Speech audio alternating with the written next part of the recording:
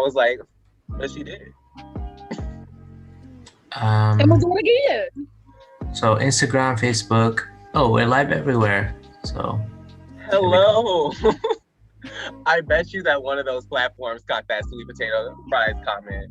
I stand by what I said. Sweet Instagram caught potato it. fries are great. And so is poetry. Welcome to the Berkeley Poetry Slam. Back at it again, another week of bringing live spoken word right into your living room. Oh my God, it's been a year. It's been a year of us doing this online. And we are not backing down because we have an amazing show for you tonight. We got an amazing feature. Like, y'all aren't prepared. I'm not prepared. I'm still collecting my edges from the pre-show. Um, we have an amazing lineup of poets. But before we get into our show, I have to, of course, thank the people that made this possible, our patrons over on Patreon over the last year, officially a year now. We have been putting on the Berkeley Poetry Slam, the Oakland Poetry Slam, and the Alchemy Open Night online for free 99 to the public. It is not free 99 for us to run, and that is where our patrons have stepped up, gotten involved, and donated monthly in order to keep us sustainable. I'd like to thank some people in particular, Renee Edmonds, Emily Chow, and Calla Lily for being regulars. I'd like to thank Jessica Kozakic for sponsoring one of our weekly workshops, and I'd like to give a special shout out to Alice Grimm for pledging $100 a month in support of one of our venues, the Allen Bluford Center. If you enjoy what you are seeing here, if you love the arts, if you believe in making sure that artists, no matter what level, no matter what they doing, are able to get paid and have spaces like this where they can come for free and share their art with the world, you can donate too. If you head on over to patreon.com/richoak events, you can donate anywhere from $2 a month to $100 a month. All of that goes right back into running this show, making sure we can pay our features, pay our artists, pay organizers, and keep bringing this art right into the community. Um, yes. And without further ado, it is time to get into our show. Yes. So we have an amazing lineup of poets reading in this order tonight. We have Tino, then we have Colin, then we have Nicole Tracy, then we have Alex the Great, then we have Mecca Miles, and then rounding off the first round, we have Moody Black. But these poets aren't just competing all willy-nilly, no rules. No, they have rules. First, no props, no costumes, no musical accompaniment, no nudity, please. This is a family show on family platforms. But most importantly, more important than no nudity, is the time limit. You have 3 minutes with a grace period of 10 seconds to share one poem. After 3 minutes and that grace period of 10 seconds, you will be deducted points by our scorekeeper, Profit. After 4 minutes, you will be muted, and the next poet will be brought up. I'm gonna tell you right now, like, if you go over 4 minutes, it's gonna be awkward as fuck. Because I'm already an awkward host. um, and just like the only way I could get more awkward is if I was awkward and unprepared. So please don't go over 4 minutes. Please respect the time of the other artists that are going to be coming up tonight. Um, yes. Speaking of time and scores and points, we have judges. Judges, y'all have some rules too. Judges, y'all will be scoring each poet from a zero point 0 to 10.0 scale. 0.0 being the worst piece of shit you ever heard in your life. Imagine the time it has taken in order for us to get that 1400 that was supposed to be 2000 and multiply that by 10, and you got a zero. Um, 10 is the best thing you've ever heard in your life. It's like how the stimulus got signed, but instead of like $1,400 now, it was $1,400 a month retroactively since last year, like we needed and like like we asked for, and like other countries have been doing in order to stave off the pandemic that we have been so beautifully failing at. And that's just an 8.9. Point being, there's not a lot of zeros. There's not a lot of 10s. Score accordingly. There's this thing called score creep, where as the night goes on and we may get a little schmiz, may get a little drizz, may, get right into the vibes of things, the scores start going up. But that's not that's not fair for the people who went up first when you are feeling like a poser. So don't do that. We have a way to help you. We will have a sacrificial poet. They will go up first so that the poets don't have to.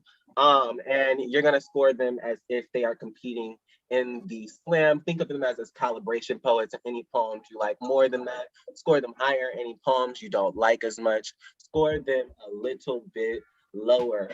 And then for y'all sitting at home, y'all have rules too. Yeah, I'm in your motherfucking house telling you what to do. Sue me. Please don't. I don't have any money. But y'all have rules. First is to like, share, and subscribe on whatever platform you're watching, whether it's Facebook, YouTube, Twitter, Instagram, or I don't know, the dark web. I don't know where we be at.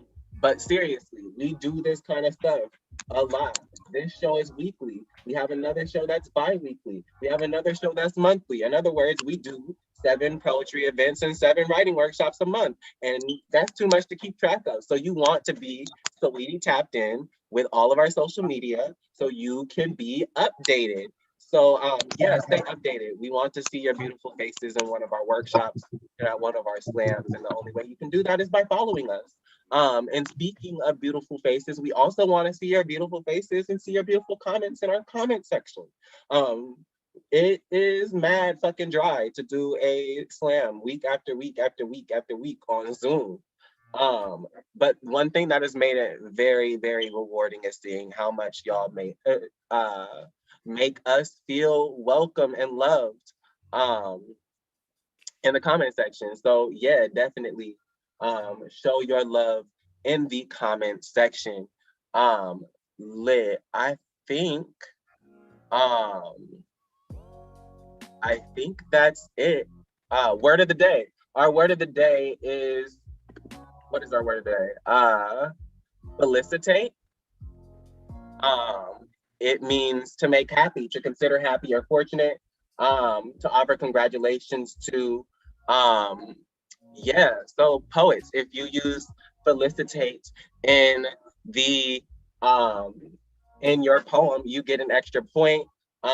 If you hear the word of the day, please put word of the day in the comment section so that our scorekeeper can get some help keeping track of that.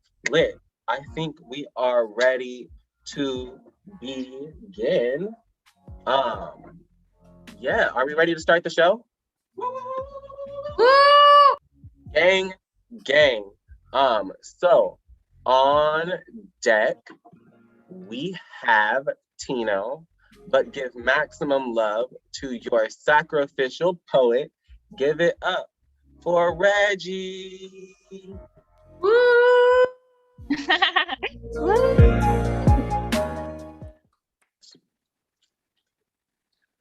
Lit. When my brother tells me that Marva said that her pronouns are nigga, I felt that shit because my pronouns are nigga. My gender is a grape swisher and a 40 by noon. Is the whole hood up having a block party in front of the liquor store at 2 a.m. My gender says fuck the rules, fuck the oppressor, fuck anyone not from my block littered with binders and makeup. My gender will still fuck a bitch up without smearing my lipsticks. My gender grew up fighting to survive. My gender knows curled fist and painted nail. A long pretty hair pulled back into a messy bun because I caught that nigga that was misgendering me on Facebook and I told him hands on sight. My gender knows to keep its hands in sight. When shopping or walking or being stopped by the police, knows that my hashtags will always wear the wrong pronouns. My mother will always mourn a son. My gender will keep itself quiet so she doesn't lose a daughter too. My gender is a nigga that can't call itself trans because that's always been a white word. Don't sit well on a black tongue, don't get used in black conversation or seen on black television. So my gender has always been its own role model, has created space just for itself. My gender is a black power fist at a pride parade. My gender says all cops are bastards. Yes, even the ones you are thinking of, especially the queer ones. My gender knows exactly how many gay cops murdered black boys last year. Is a rainbow flag drenched in its own blood. My gender is first death, then a resurrection. Is the unraveling of a black boy into something beautiful. My gender is graveyard and garden. Is headstone and headline and head hunt and the head bowed in prayer. My gender is a prayer, which means my gender must be holy. My gender must be sacred. My gender must be God, which means my gender must be a nigga. It is, after all, the blackest thing I have ever known. Thank you. Okay. Give it up for their sacrificial poet. Who were they? They were so fine. No, you can't get their number. Judges, that was your sacrificial poet. Please send your scores on to Profit. This is the longest we're gonna give you all night. Please send those scores as quickly as possible so I can announce the previous poet's score after the next poet. So yeah, y'all are experts. We are all warmed up, lubricated for this night of poetry. So we are just gonna slide right into it. So on deck, wow, that was terrible. That was terrible. On deck, we have Colin, but give maximum love to our first poet of the slam. Give it up for Tino.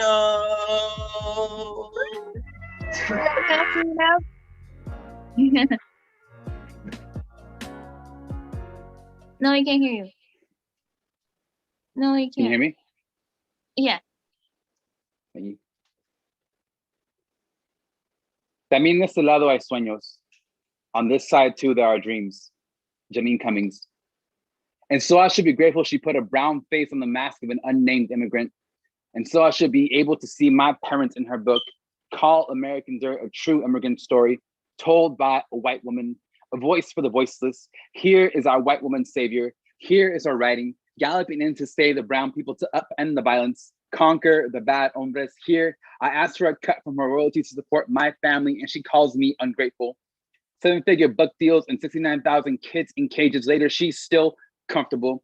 Uses her American visa to unfurl the wall for herself. When I say she's proud from a story that does not belong to her, she calls Latinos a product of the cartel, a border, another El Dorado that is satiated with a proper pillage. I call her white noise, and she proceeds to create an abundance of static. She begins to sob and say how she's sorry she had about to profit. I mean, humanize my parents. Janine hides behind her tears the way all white women do. I tell her white women are synonymous with invasion and to me, and she cries more. All white women do is embellish a narrative and cry when they are called liars. Says no one appreciates her work, but her white audience is still buying it, are quick to felicitate her and heckle me. I tell her I'm uncomfortable how quick she makes herself the victim. Like I haven't tried to cast my family as resilient, just to have her write them off as hopeless. And yes, I'm bitter. How all our stories survive because of us, handed down from generation to generation, just for her to call it anthropology. How she says La Frontera, her voice is the wall, undocumented people have to crawl over. How she can quote everything and people believe it fell from her mouth first. También de este lado hay sueños. On this side too, there are dreams. Armando Alanis Puñuelo. Get it right, Janine. None of this work is yours. These aren't stories you can bleed dry, but you try anyway. White woman is audacity. Feminism is so American, it's new wave imperialism. White savior so well-meaning, I empty my pockets in exchange for my own trauma. She must think this is some kind of mercy. She must think we're incapable of escaping of our violence. She must think she's doing us some kind of favor. No one is voiceless, not the way you claim us to be, Janine, but you aren't interested in making yourself a platform for us, so fuck your book. Here, I'm writing you out of existence. Here is all the money made a profit of giving back to their people. Here, I will upend the violence. It begins with you, Janine, and exposing you for what you really are. White noise performing brown face. White woman still colonizer. White woman still violent.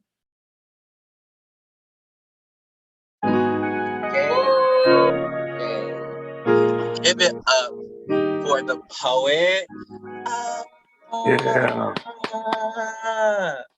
Yes. Yeah. For reference, the sacrificial poet got a 29.1. Fuck the scores though. We are here to celebrate live art. Yeah. So on deck, we have Nicole Tracy, but give maximum love to our second poet of the first round. Give it up for Colin. Gang, gang, gang, gang, gang. Can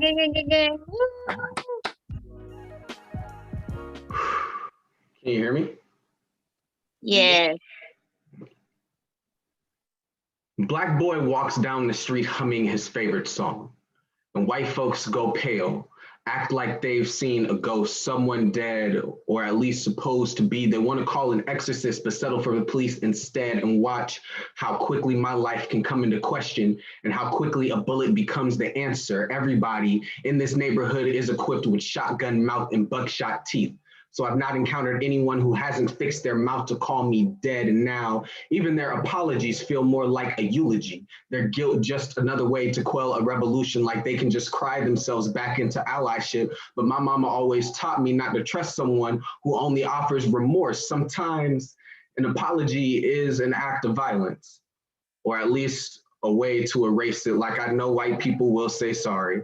The caveat is they expect to be felicitated, given a pat on the back and a plate at the cookout, but I've been bitten by enough of these snakes to know better than to stick my hand out to feed them. A white woman watches my life question in front of the very house my grandmother died in and only offers tears as a defense for her passiveness. And you know, it takes an ungodly amount of privilege to be a bystander to racism, and even more audacity to try to apologize for it later. It makes me wonder how many white people will cry at my funeral without acknowledging how their hands helped close the casket. Yes, Becky's audacity fired the first bullet, but it was Susan's silence that fired the second. Her apology fired the third. Everybody in this neighborhood is a part of the same firing squad. Mouths wide open, with trigger finger tongues locked and loaded, all of them aimed at me. Gang. Give it up for Colin. Gang, gang, gang, gang, gang, gang, gang, gang, gang, gang, gang, gang, gang, gang, gang. That's my best friend. That's my best friend. That's my best friend. Yes. And for reference, our first poet, Tino, got a 28.6. Once again, fuck the points. Give it up for the poet and the poetry. Lit, if you like what you hear, you can donate to us. I know I shouted out our Patreon, patreon.com/richoakevents, but we also have a GoFundMe up because we have more immediate needs like dealing with budget cuts in the age of COVID. So if you go to linktree.com/richoakevents, you can find our GoFundMe, our Patreon, as well as the links to sign up for any of our shows. So yeah, you should check out our Linktree. It's a great resource to stay tapped in.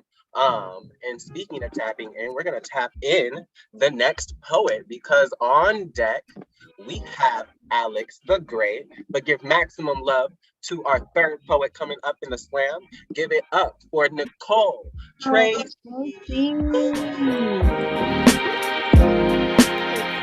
Go. Mic check. We can hear you. Rad.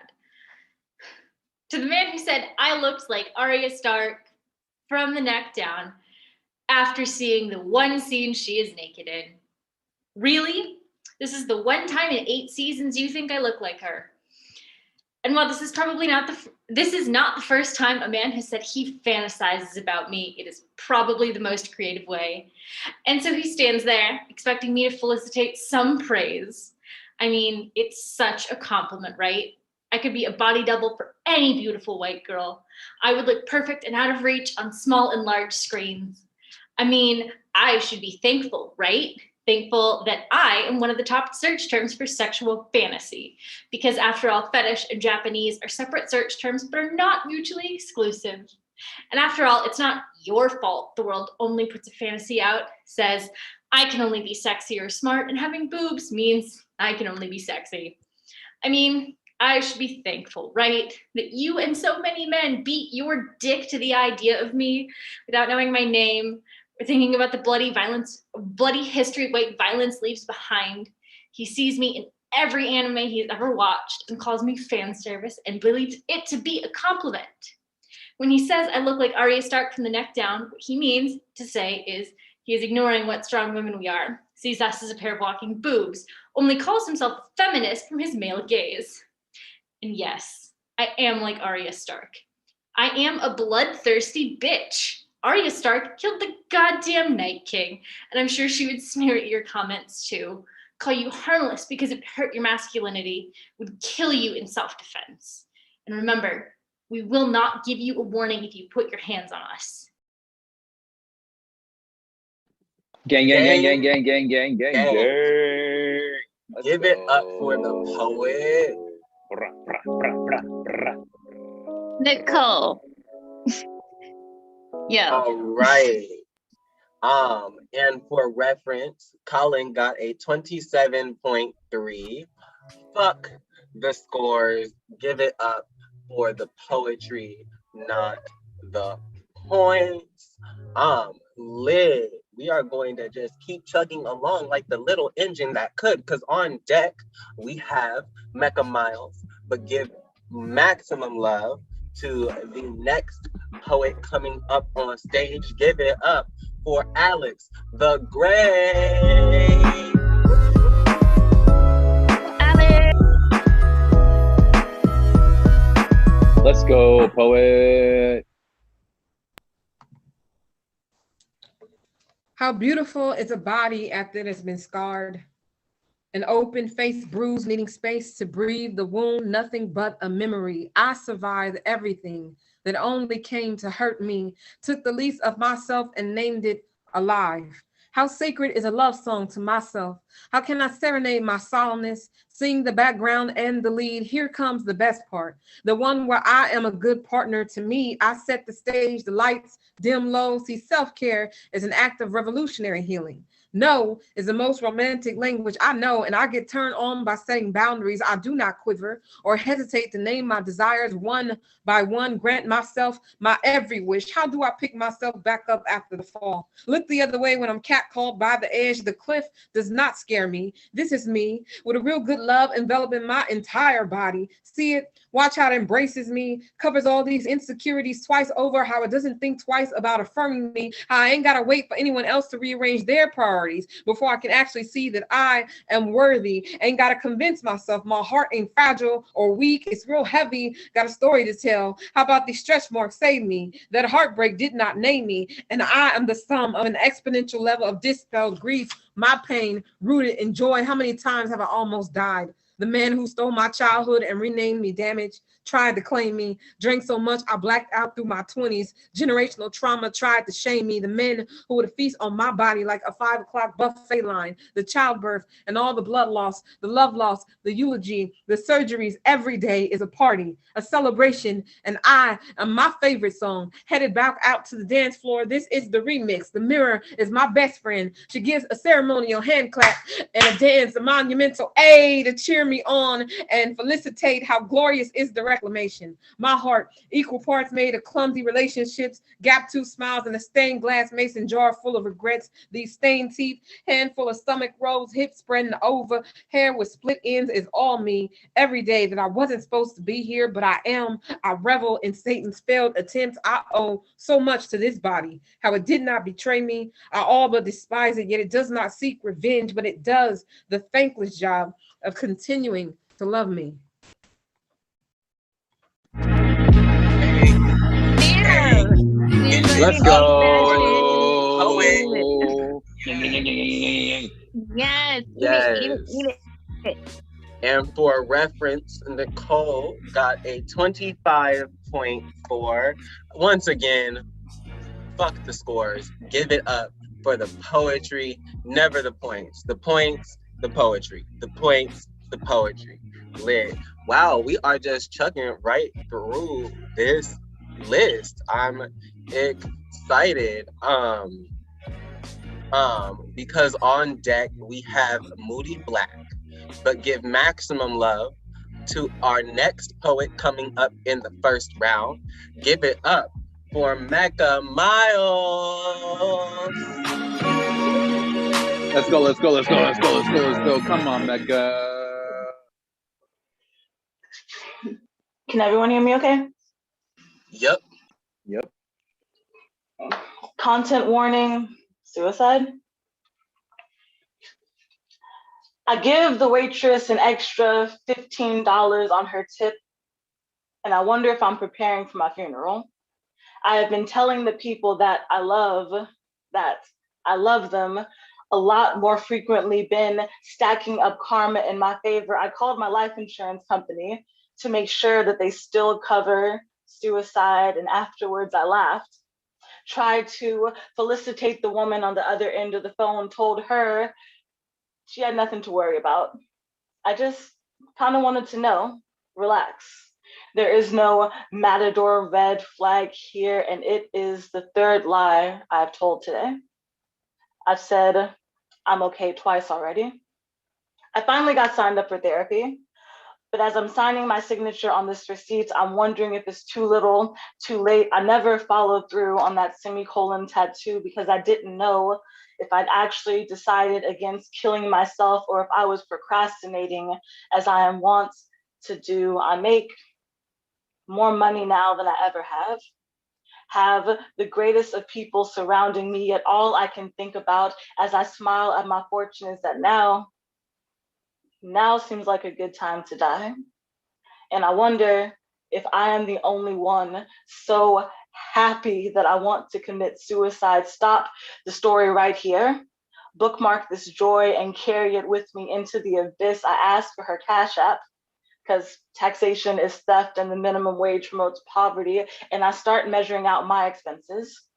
Recall all the things that death does not absolve my family of. Subtract what it would cost to place me and earn, and then divide the rest. And look, there's still some left after the rent has been paid and the debts erased. And I put that $15 towards this restaurant check.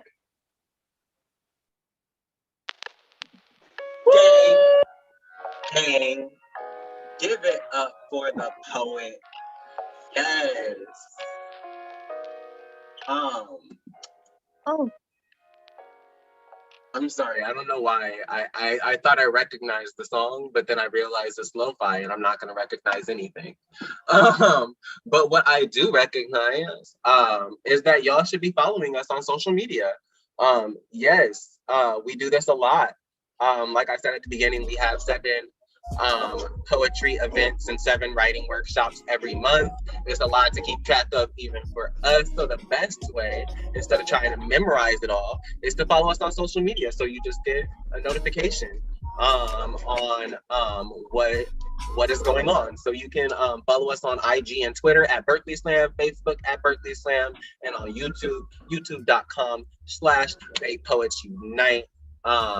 But yeah, tap in because you want to keep updated on what we're doing when we do more of this every week. Every week, yes, every week.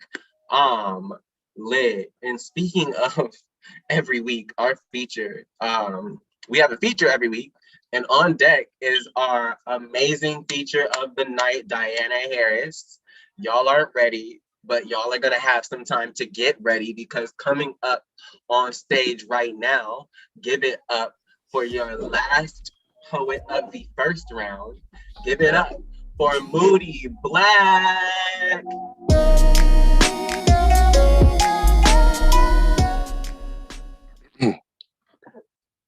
Mic check. We can hear you.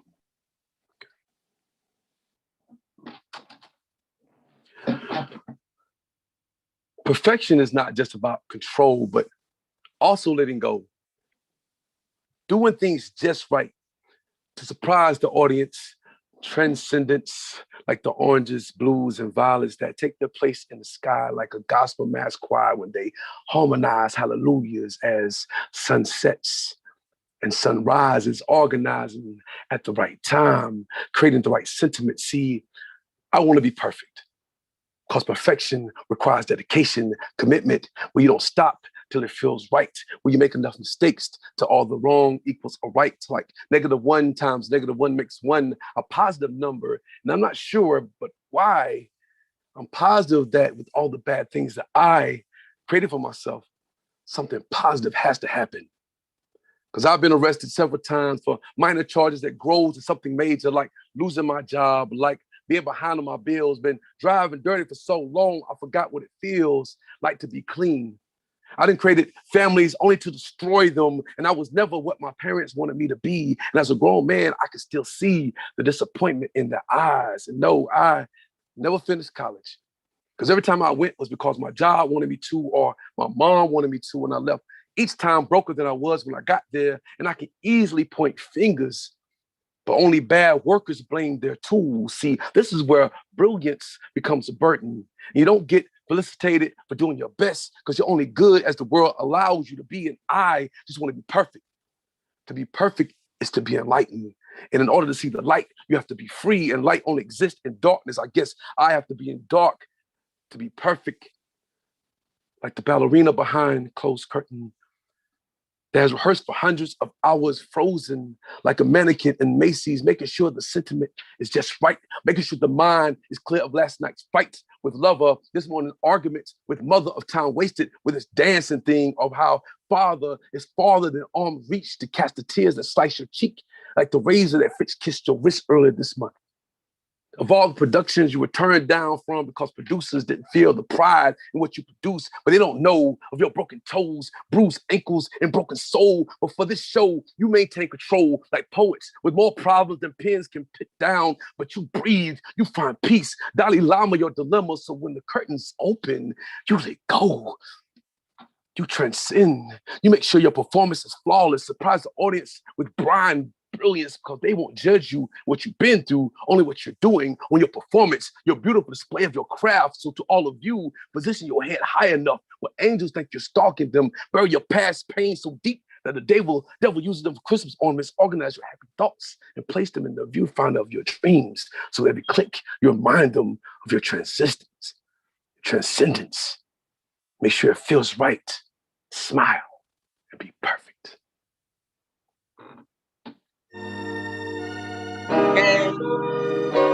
Gang.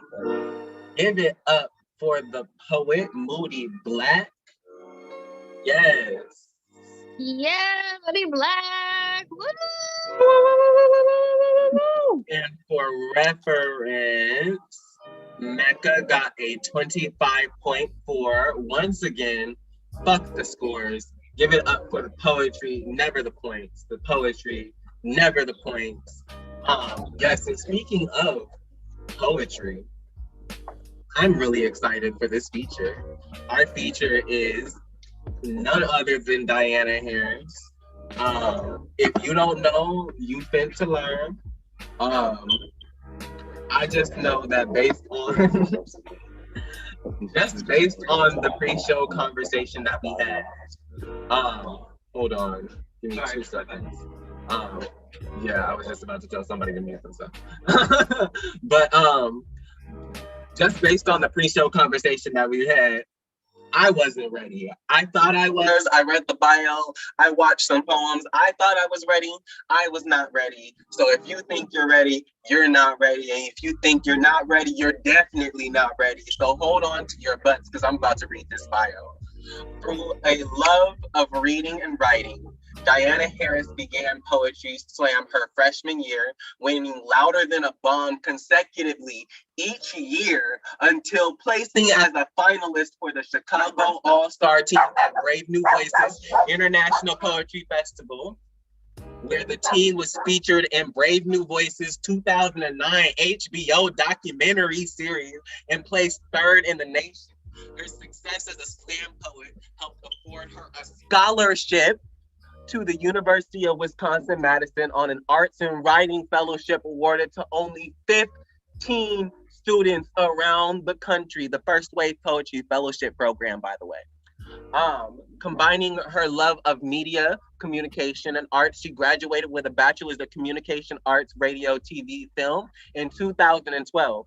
Adept at storytelling and building audiences, Dianna launched the Black Proverbs blog in 2012 and amassed a following of nearly 100,000. She used this platform to not only amplify voices in the Black community and educate her followers about the experience of Black people in predominantly white spaces, but also as a launch pad for her first successful business, Black Proverbs, a company dedicated to celebrating Black culture and Black language. This is a long bio. Oh, we're almost done. The company would go on to be featured in several articles and podcast shows. It also collaborated with several companies and artists for creative marketing and customer building. Finally, Dianna also used the company to fundraise and donate to communities of color. Dianna was also a teaching artist for young Chicago authors for 2 years while pursuing her master's in screenwriting. She attended the Paul Kelstad School of Business and obtained her master's in entrepreneurship in 2018. Ever committed to the love of business and communities, in 2019, Dianna won DePaul's Purpose Pitch competition for the Corner Collective, a business that is designed to take business ideas from concept to launch by providing in-house production tools. Today, she is still working in communities and a member of Delta Sigma Theta. Long bio for a long list of amazing accomplishments. So I need y'all to glue down your edges, to hold on to your butt, to snatch your own wigs, and then but not Gorilla Glue. And give a nice, loud, low-key ratchet, high-key welcoming round of applause for our feature of the night, Dianna Harris.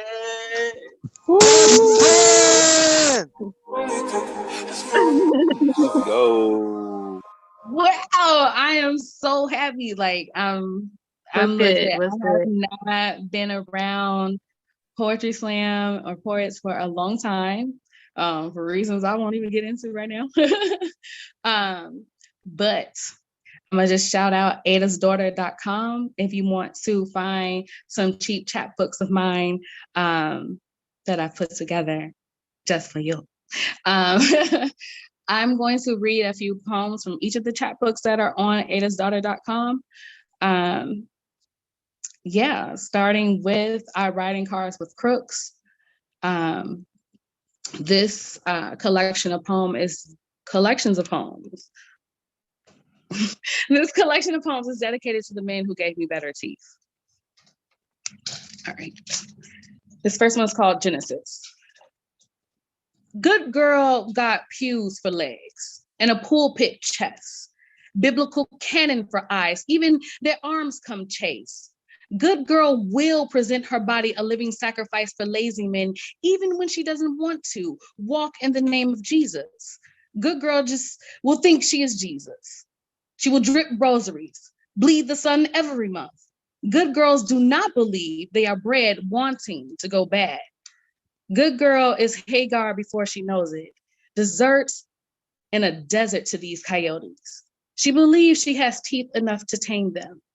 It isn't so much about biting off more than you can chew as it is dog meat not being digestible. She will turn the other cheek, then turn the other cheek on knees she knows were meant for prayer. Missionary. Good girl just believes in redemption. She will be an altar for the boys whose mothers didn't give them baptisms. She is Sarai awaiting the crown of Sarah with peasant men.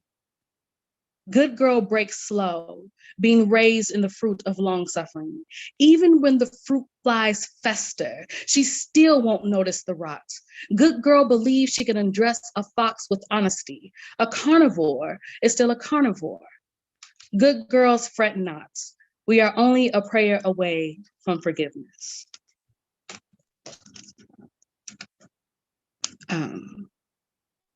This one is called Some Call It Love. What wouldn't you do to be held? Don't tell me. You've never swallowed the red flares, dismantled your kneecaps, donated your spine and called it support, forgave the fault you're small enough to slip through, kissed him, even when the salt made your lips peel back. Don't tell me you've never come to puddles of a man that thunders, that you didn't spin his spit into the finest silk, didn't cocoon yourself on the way he kissed you before entering again and again, didn't kneel into a ball, bet it all on 13 and watch the machine rotate. That's that.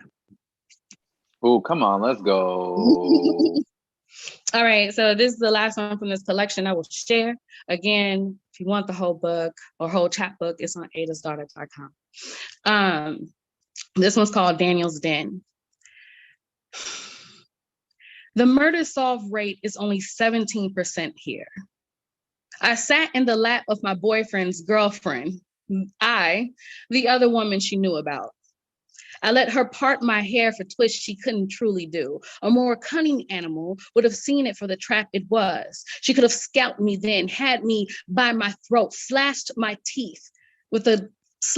by the teeth of the comb, ripped my face into shards, left me bloody, pressed as a juice box over the stairs.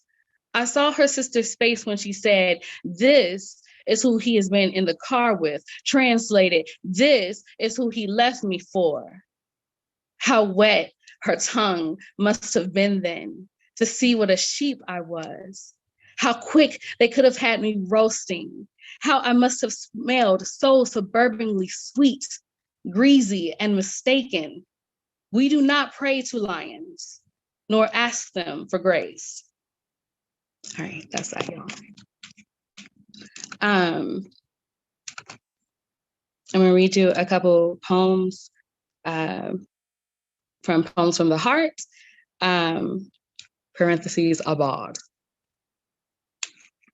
Although we gonna have to like reload this because I can't read that.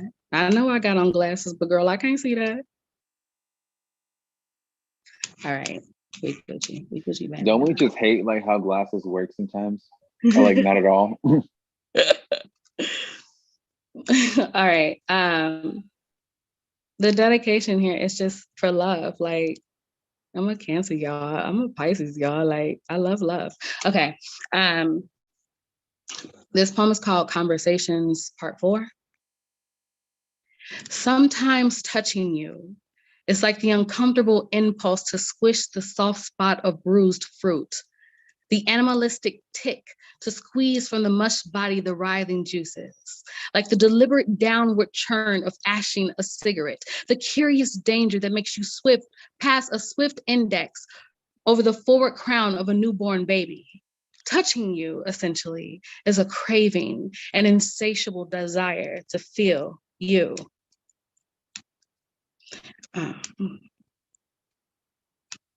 I'm sorry.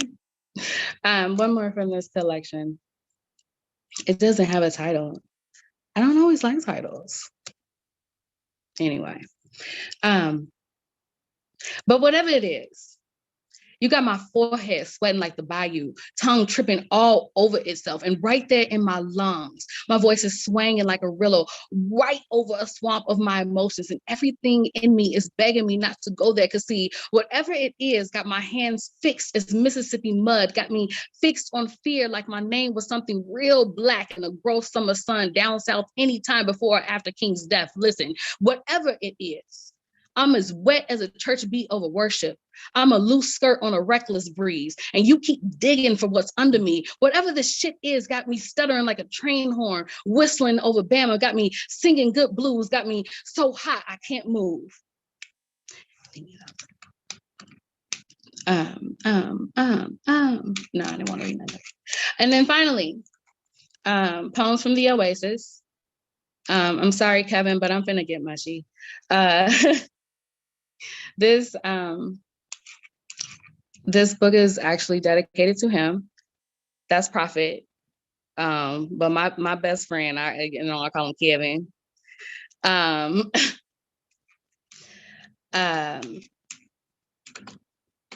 2 years ago, I was in a very dark place, but Kevin makes sure he called me every day to make sure I was alive.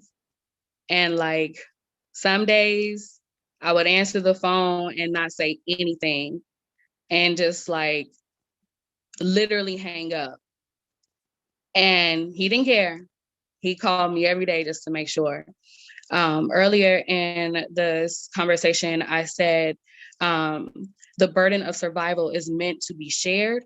That is a quote from Dana Lynn, also known as the People's Oracle. Please follow her. But it's true. Yeah, what you gonna do about it? Anyway, yeah, this book of poems is dedicated to him. And a lot of them are old. I ain't even gonna lie to you. It just be like that. Let me read this one. This poem is called Black Girl Magic. It's not magic when it's hard work. The Black girl's birch back is no smoke and mirrors.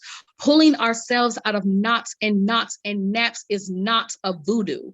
Giving ourselves as if we are two is not a box with two performers. It is this labor, this singular body extending itself like a long red cloth away from a legacy of trauma.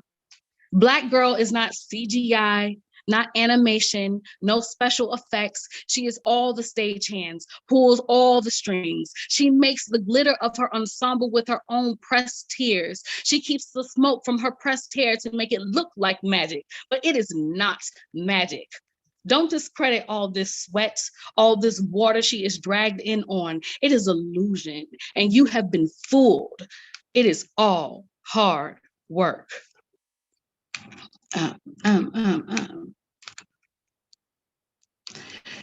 Whew, baby.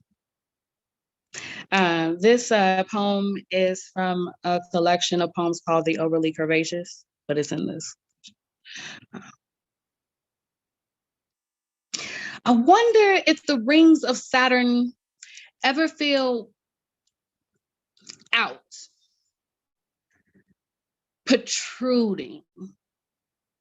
Third wheel to the mated weight in space, if they ever feel 3 rings past their welcome.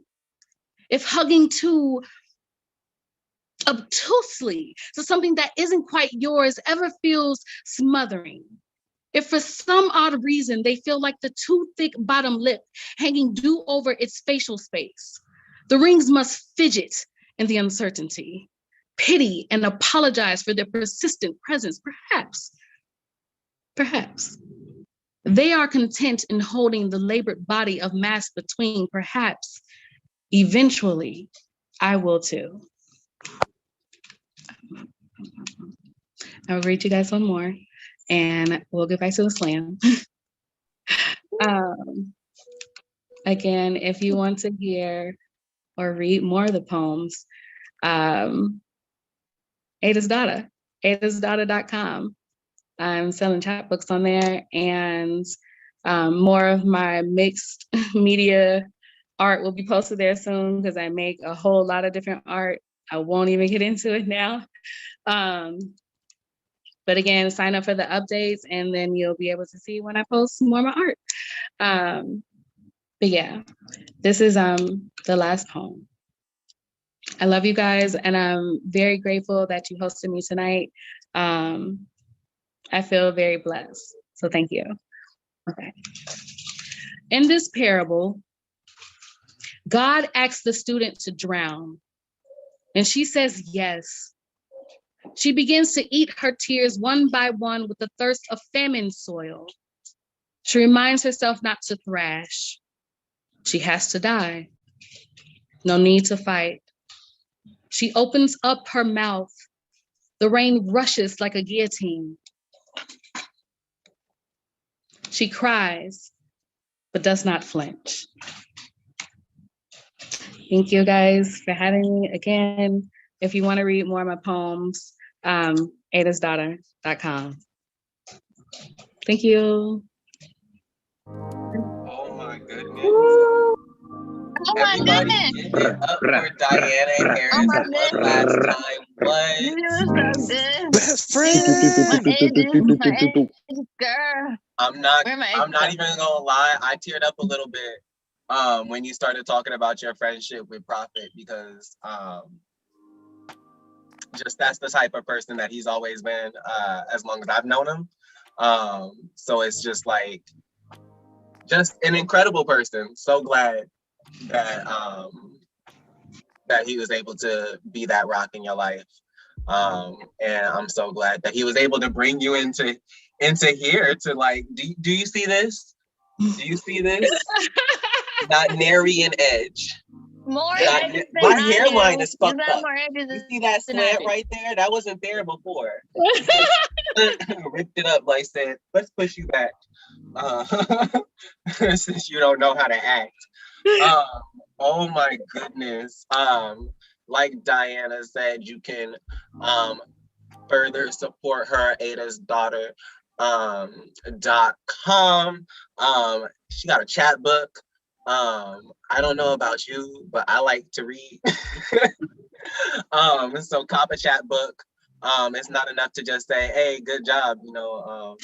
Usually when somebody does a good job in the real world, you know, you give them some good money. So definitely go buy that chapbook. Someone said I need that first poem on my wall. Yeah, absolutely incredible. Wow, this is just I love the love in this comment section. And thank you so much for being here tonight. This is when I said I was excited for March, I didn't know I was this excited. Energy. Yes, we are now bundled up because it is cold and it is raining outside. And yeah, and I low-key cried. So like, yeah, I'm gonna snuggle up in a blanket. That's right. I told you. I owed him, like, for real. Like, that's not even everything, like, the extent he did to make sure that I was well and live. And it's crazy, you know, like, it ended at 11:34, and I lost one of my friends by suicide. And that I always associate him with that time. And, you know, nobody knows. But, like, if he had more community or people that were willing to help share this burden, like, he might still be here. So on that note, one of my upcoming chapbooks is that'll be coming to the website. It's called 20 milligrams of Lexapro, and it's about my experience with bipolar disorder. And that's all I have to say on that. I love you guys. We love you more. I love you, best friend. Thank you so much. Oh my goodness. Whew. LOL. Right. I need to take a deep breath.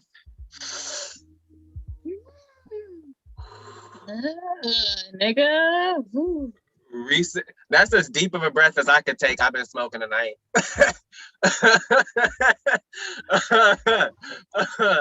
But yeah, we are gonna jump right into the second round of the slam. No calibration poet. We're just kicking the door down. We only had 6 poets and we take 5 people in the second round. We were not going to sit up there and be rude and like just be like goodbye to somebody for no reason, especially not when we have a tie. So everybody is coming into the second round. It's going to be reverse order of appearance. So if you went last, you're going first. If you went first, you're going last. If you went in the middle, well, you're still in the middle, maybe just in a different spot. But yeah. And for reference, I don't think I announced these in the last round, and I apologize, but Alex the Great got a 28.2 and Moody Black got a 27.1. Yes. Oh. Again, fuck the scores. Give it up for the poet, never the points. And yeah, we got all the words of the day. I went in and checked because I looked at those scores and I was like, but yes, we did get all of the words of the day. I do believe everybody used word of the day. Yeah, we got all words of the day. So yeah, we are moving into the second round. This is the money round. First, second, and third place all get cash prizes. So yeah, we're going to get it funky, get it fresh. And the poets will be reading in this order. We got Moody Black, then we got Mecca Miles, then we got Alex the Great, then we got Nicole Tracy, then we got Colin, and then we have Tino. Gang, gang, gang. Lit.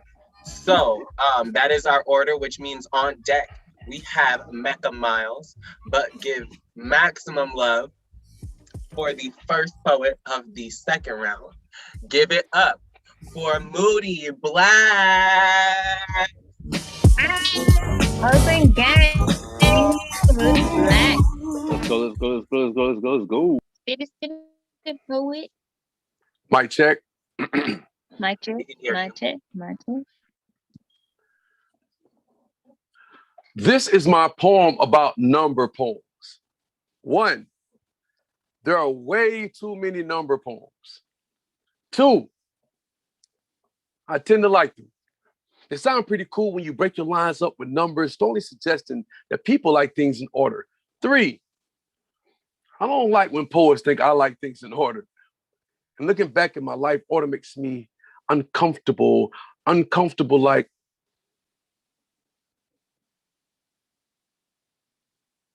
dead silence while standing in a room filled with strangers speaking about your life. Poets always speak about their lives. That's our connection. Numbers allow us a connection where poets pour their pain and pleasure with puns, alliteration, metaphors melting as milk chocolate on the dashboard of your car, similes knocking like 12s in the trunk with your Maybach music, but there's not enough miles on any vehicle that can measure your drive of you going the distance to obtain your happiness. Happiness takes a plan. Plan has order. Order has chronological steps. We need numbers. 4, poets always have a random thought in a numbers poem, but always connected to something deep. Black Dynamite has a cartoon that have whores, pimps, and police. There are governments with whores, pimps, and police. See, we speak of revolution, but we're in a system where we don't know how to change ourselves in order to change the system. But we got to get our numbers right. We got to get our numbers right. There's power in numbers. There's 1% of our population that has power. The numbers don't add up. 5, to my kids, I used to be a superhero with lack of funds as a superpower. And that was powerful because my fatherhood was a paycheck by paycheck power struggle of pride. Pour my poems in the mason jar veins of my life to preserve the pain that is tattooed on the heart that I wear on my sleeve, but my arms can't carry the load. I'm the man with the iron fist, but some say my baby steps were excuses. 6, I had to stop making excuses. I had to clean up my life. 7, but I'm a janitor without a job description. And it's hard to describe the hurt of not being able to do for all of your kids like a father's supposed to. So society, along with a few baby mamas, say I'm the bad guy. I'm a statistic because my numbers ain't right. I'm just a number. I'm part of an order. Order makes me uncomfortable. I want to go crazy. I feel like pulling my heart from my chest. 8, that would be extremely painful for you. Because even when there's a dark night, there's a bane in all of us that's given up something of ourselves to climb, for you to find yourself, your purpose. Climb. 9, because even on your good day, you're a bad guy to somebody. But sometimes I need to be a bad guy to make you rise, to break you so you can fight to be whole again. Whole numbers better than half numbers. Poets speak their life in order for them to be whole again. Numbers give order. Poets give you numbers. Poets get intense. When a number poem is about to end, you go any further, you just have numbers with no meaning. 10, this poem, my life, has meaning.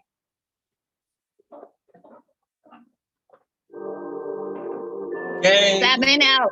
gang, give it up one last time for Moody Black. Damn. Go Moody. Go Moody. Go Moody. A copious It's your amount birthday. of organized It's your birthday. crime. I think that means a whole lot of gang shit. Yeah, some gang. Yes. Lit.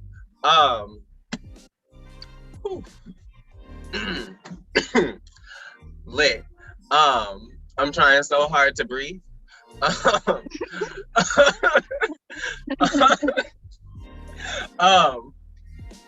On deck we have Alex the Great, but give maximum love to Wait. We need to restart the Instagram stream. Oh, well, we need to restart the Instagram live stream, so I'm gonna stall. Call me Joseph, cause I'm stalling. Hey babe, who's featuring next week? Ooh, who is featuring next week? Check your host checklist. It's highlighted. Oh. What? Oh my gosh, what? Nobody told me that we got Jari Bradley. What? Okay, yes. I'm really excited. We had Jari for a show last year. But yeah, next week we have Jari Bradley as a feature. You don't want to miss it. We have, I believe the week after that, Alicia Wise Hernandez. No, it's Imani Sundiata and then Alicia Wise Hernandez for my birthday show. Okay. You know what? For some reason, I thought we had less shows in March, but I guess we got 5 shows in March. Yeah, we do. Okay, the next week we have Imani Sundiata, and then the week after we have Alicia Wise Hernandez. Boom. We got this. In other words, we got a lit ass lineup. We got so many great people coming up this month.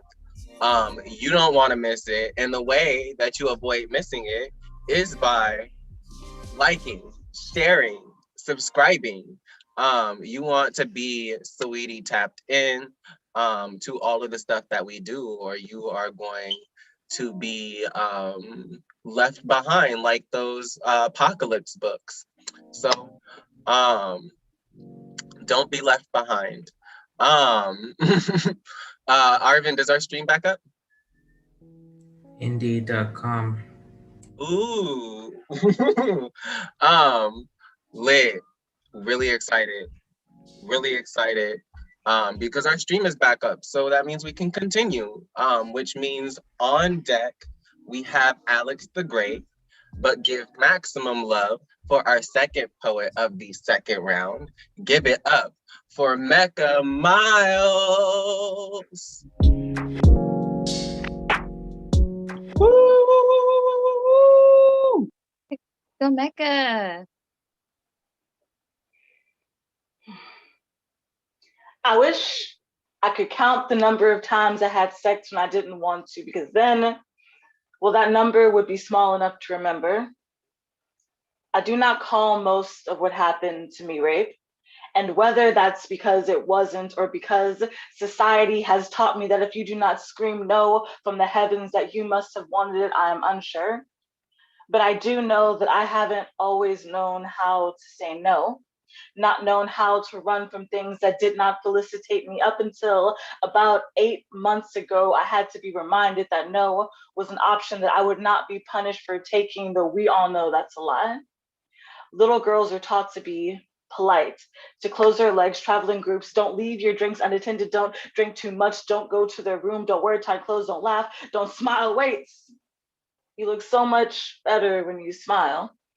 Didn't they teach you to be polite? I hate that I'm a woman sometimes, that my body was an apology before I was a full person. In the same breath that I was told I hated myself because I always wore baggy clothing, I was told that I seduced my rapist by doing the opposite. And I did not call what happened to me rape for a long time, and not because it wasn't, but because I hadn't said the word no. All I did was be silent, freshly 12 years old, and cry, holding a teddy bear close. I was told that it was my fault, that my mother would hate me, and lo and behold, he was right. We label girls fast before we label men pedophiles, tell women that they are meant for consumption and that it is their job to become better prey, instead of making it dangerous to be a predator. So I propose some changes. I propose mandatory castration, I propose public shaming followed by an equally as public beating. I propose that we use technology to allow a rapist to feel exactly what it was their victim felt and then tar and feather them for good measure. But I also propose that we buy little boys doll houses, let them have toy kitchens, let them take care of baby dolls so they learn how to feel for something other than their ego, and then let them cry. Let them cry so that they will never learn how to hold all of their pain inside until it comes out in their fists or their dicks. I was told that rape is almost never about sex, but about power. So let us teach our kids that the greatest form of it is to stop when everything in you is saying go, and that if the answer is not an enthusiastic yes, then that shit is a no. Gang. Let's go. Give it up for the poet one last time. Yes. Gang, gang, gang. And I know I shouted this out before. I'm just gonna reiterate it. We do have writing. Oh, I didn't shout this out before. We have writing workshops every Wednesday before the show. They are free to the public. And for anybody of any writing level, you do not have to sign up for the slam in order to participate in the workshop. You don't have to go to the slam. You don't have to know us. Just come on down and write with us. It's super lit. It's a great way to have community. Speaking of writing workshops, next month, instead of having slams, because we tired. We do this a lot, so we tired. We are going to have a writing workshop series. We did a similar writing workshop series, the Make Gold workshop series, in November. We are going to be doing another writing workshop series in April for National Poetry Writing Month. And we will be kicking off of that writing workshop series on the first week of April. The first Saturday. It's going to be every Saturday. Times to be determined. We'll be kicking that off with our annual Battle of the Ages, an intergenerational poetry competition. So be on the lookout for more information about what's going to be happening next month. And for reference, Booty got a 26.2. Fuck the scores. We give it up for the poetry, never the points. Ooh, the scores are That's whack. the scores. Exactly. That was one of the judges. That was one of the judges that said fuck the scores. So you know it's judge. I'm a very good judge. I'm an excellent judge. Judge I am Mathis. an unbiased host. I have Judge no Judy. opinions about any of the judges or any of the scores. I just Not Judge Judy. that everyone is amazing. The point is not the point. The point is the poetry. Someone said Judge Mathis calls people a crackhead. And I say that on deck, we have Nicole Tracy. But give maximum love to our next poet coming up on stage. Give it up for Alex the Gray.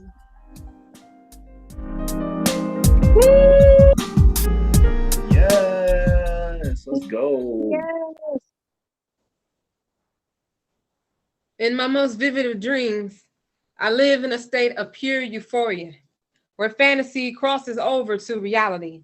I don't know a world in which I didn't know my history. Minority is a word just as foreign to me as illiterate. Everyone a scholar in their own birthright. Du Bois had not developed the concept of the talented 10 because Black folk were the exceptional 100%. There was no protest against affirmative action.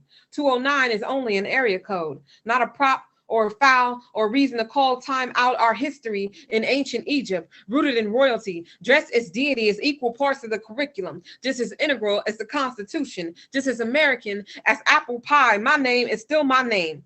and my brother's name, and my sister's name, and my grandmother's name. No matter how much practice it takes to say correctly, I am worth a summoning without mispronunciation and added pause if need be, not in need of correction. Provide me a seance so I can convene with the ancestor Thurgood and we instill some martial law over this injustice. I have taken my power back because we all know the pen is mightier than the sword. That's why they say the mind is sharp. To say I'm smart is an understatement. I am ingenious. I was born with the intellect of 4 generations. Just stop by outside of my mind to say, Black folks never needed you to give us a holiday. Everything we got, we earned. Everything you bought, you take, you steal, you lie. And as the story goes, you lie, you a thief, you'll kill, you murder, you murder, you murder her. You murderer. And you live to laugh about it another day. You smile in our face. You spit on our grandfather's graves. You desecrate the sanctity of our names, but you cannot stop this praise.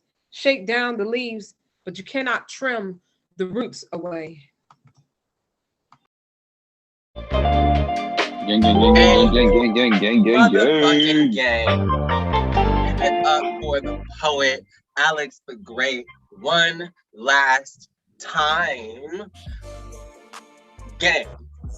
And for reference, Mecca Miles got a 26.2. Once again, fuck the points. Give it up for the poetry.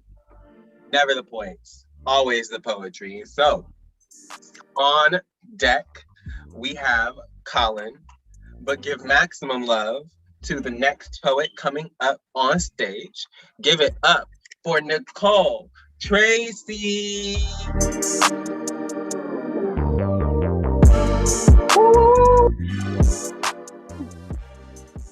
Mic check. We can hear you. Depression did not make you less of my mother, but it shrunk you down, made it hard to be my mother. Some days it meant I had to be much older than 9, get you out of bed, remind you how to tie your own shoes, make instead of help with dinner. I grew up, but the conversation never did. How will I know when I should ask for help? What should I do when help is offered? I should not hate the friends that saved my life when I did not want to save myself. I should remember to breathe, even when I do not feel I have a voice. I never had siblings, but depression was always my playmate. We always played hide and seek. I was always to hide and somehow was always found. This is not a fun game for me. I wonder if as I grew up, our depressions grew together. Mom, did you know depression follows you when you move away? Did you know it carries its own suitcase, takes space but doesn't pay rent? How do I evict it, find a landlord, manage a bad tenant who doesn't care about the security deposit and leaves myself in ruins? Mother, you asked me if I remembered the week I spent at Grandma's. I was 11 and thought it was a sleepover and could not fathom it being anything else. I'm 16 now and you tell me it is because Prozac and Zoloft wouldn't stop whispering. Volatile chemicals did not make for stable mental health. Mom, no one can answer these questions. Did you ask the same ones too? If depression steals my voice, will the antidepressants try and steal the air from my lungs? If one pill at a time doesn't help, will I try and swallow the entire bottle? If depression is hereditary, is the desire to die at the hand of the cure hereditary too? I did not need to make orange bottles my home. Learning new ways out of fear still made me a better version of myself. I'm not afraid of myself anymore. Gang. Let's go. Motherfucking gang. Give it up for the poet. Gang, gang, gang, gang, gang, gang, gang, gang, gang, gang, gang, gang, gang, gang. And for reference, Alex the Great got a 28.0. Once again, fuck the scores. Give it up for the poetry, never the points. The points. Lit. On deck, we have our last poet of the night, Tino. But give maximum love for your penultimate poet, which I've been informed means second to last. Give it up for Colin.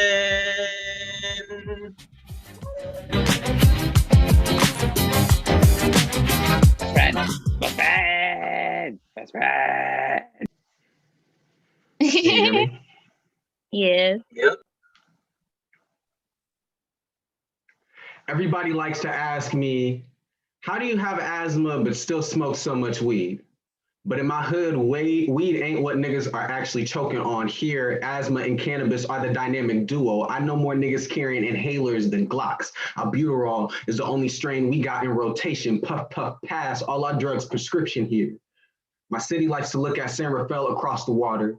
We say that they live in a carefree bubble. If there's something wrong with them, must be something in the air, and it smells like privilege, and privilege smells like clean oxygen, the way the grass is always greener on the other side of the bridge, because over there, even the plants breathe a little bit better. Truth be told, clean air has never been part of my city's history. How do you think niggas got here in the first place? There is no deeply rooted history of blackness in my city. Most families still got living generations that remember being uprooted from places like Texas, Alabama, Arkansas. The local refinery lured most of our grandparents out of the deep South with promises of wealth from the oil trade. World War II brings in even more job opportunities working in the shipyards, and that's when Richmond becomes a black city, when niggas can work an 80-hour work week and only get paid in asbestos, asthma, mesothelioma. My people came here to poison themselves out of poverty, to leave a legacy for future generations, just to help fill the air with the same toxins that will kill the children. And I wonder, if my grandmother knew that legacies could kill, would she have migrated here in the first place? Traded charcoal cross for blackened lung? Would she have worked her entire life just to pass down another burden? My inheritance is an oxygen mask, a stuttered breath, hospital visits with calm instructions of breathe in and breathe out, like I somehow just forgot how to breathe or never bothered to learn. So tell me, do you really think this blunt is gonna do shit? Like I ain't had the cough before I had the habit, like my lungs can't hold more smoke than a Swisher can produce. Trust me, I've spent most of my life wheezing. Be glad I'm smoking this gas instead of their gas. This is, after all, the cleanest breath I have ever taken. Gang, give it up one last time for Colin. Woo. That's my best friend. Yeah, real bad bitch got this online, and I mean. For reference, Nicole got a 27.1. Fuck the scores. Coco, my co-host,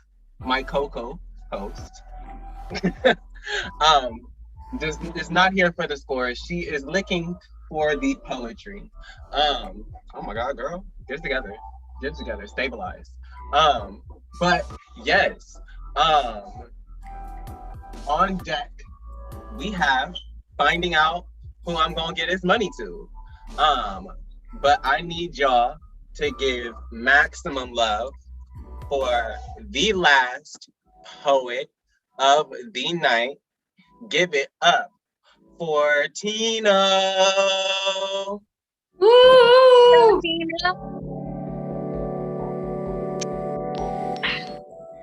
Can y'all hear me? Yes, we can hear you. I hope there are enough bones in my words to hold themselves steady. The San Andreas spotlight prepared them for something of this magnitude. They will shake but never misremember the stomping grounds I blossomed from. They feel like someone else's lifetime ago. Of someone's old Nikes and strung up on pigeon cords in deep East Oakland. I hope the sun hangs there over those cords and never ages. I hope for a freeze frame of a time when everyone was under their own ceiling as the children commemorate in their closest corner with a busted fire hydrant and call it a swimming pool. Out of their joy back then was enough to fertilize our front lawns for the flowers and produce in our gardens. I hope whoever is alive between these words are alive because I am a result of the legacy. They always grant me guidance. Yes, death is rogue and always the final rap, but it doesn't mean we can't turn stones while we're still alive.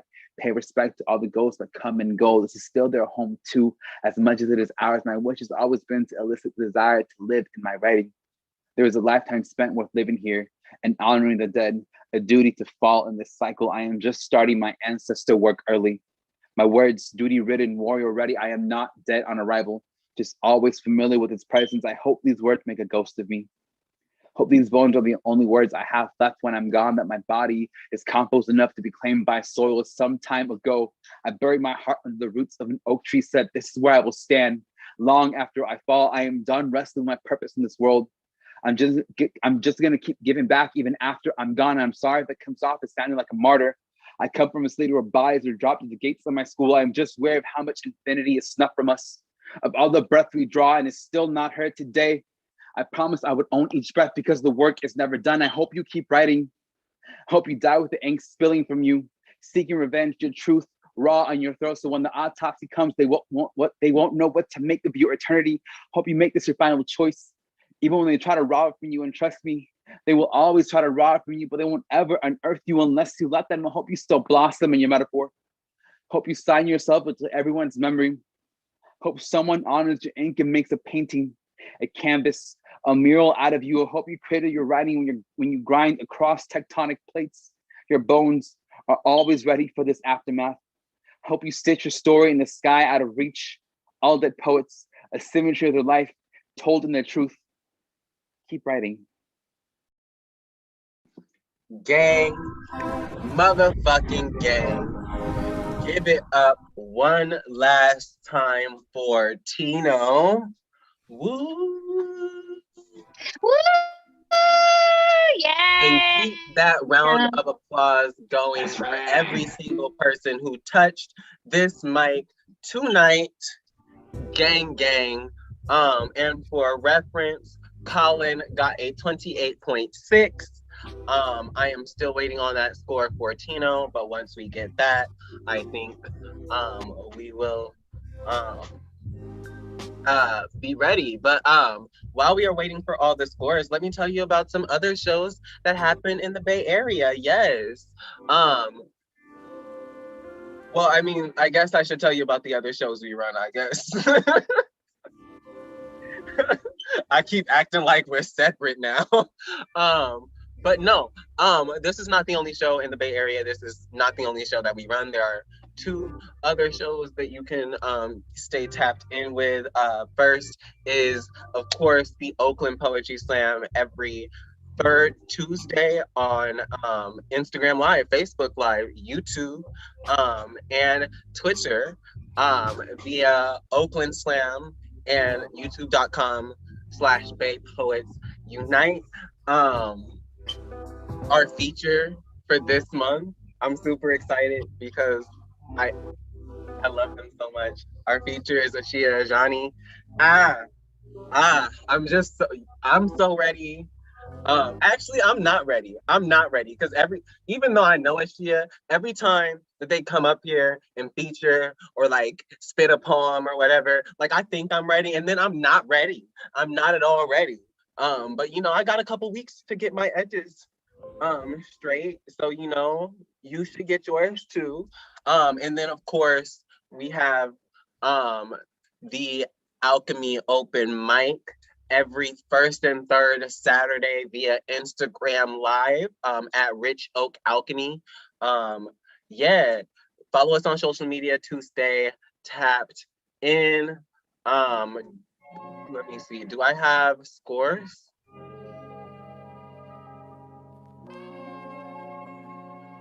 Are they somewhere? Lit. I don't know if I have. Oh, there we go. Okay. Wait. What the fuck? Hold on.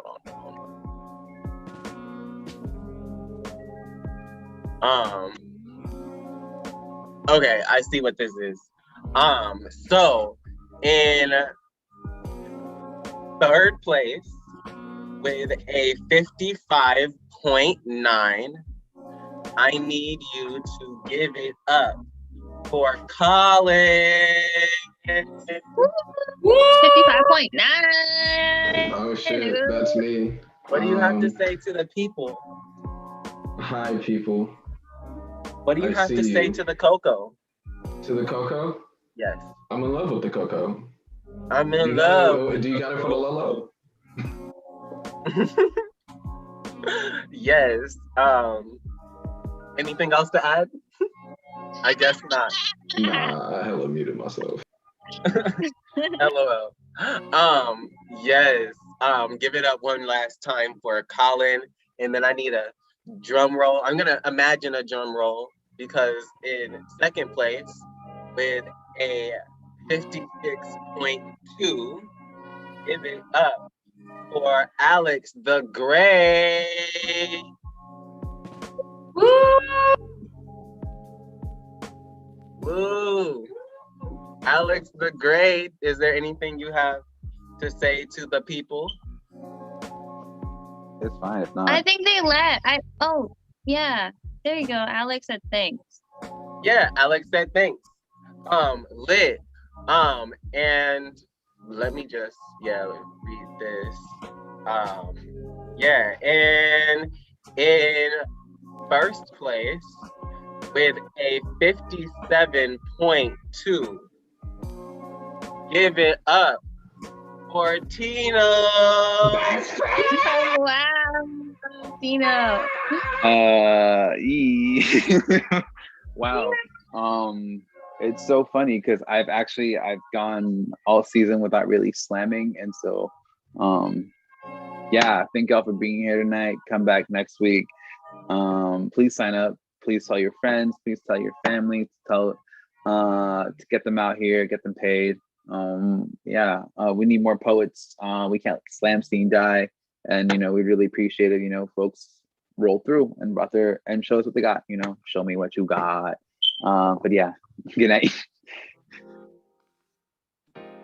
Lit. Thank you so much, Tino. Thank you, Colin. Thank you, Alex. Thank you, Nicole. Thank you, Moody. Thank you, Dianna. Thank you, everybody. Like, damn. Like, y'all all make it worth being here. So I need y'all to give yourselves a round of applause, a pat on the back, a melatonin, and get a good night's sleep because the show is over. We will see you next week for another Berkeley Poetry Slam, this time featuring Jari Bradley. It's been an amazing night. I've been Reggie, your host. We will see y'all next time.